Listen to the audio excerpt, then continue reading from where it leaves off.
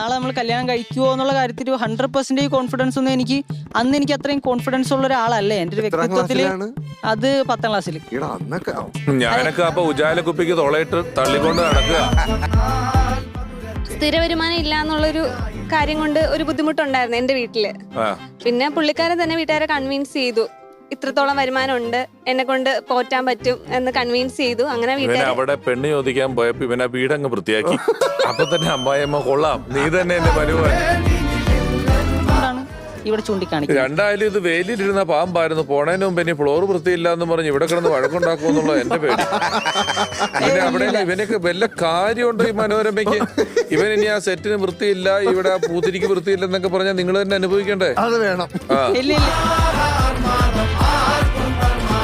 അപ്പൊ ഞങ്ങള് ഒരു ഹൈദരാബാദ് ട്രിപ്പ് കഴിഞ്ഞ് വരുമ്പോ ഫാദക്ക ബാംഗ്ലൂരിൽ നിന്ന് ഷൂട്ട് കഴിഞ്ഞ് വരുന്നത് ഞങ്ങൾ കണ്ട്.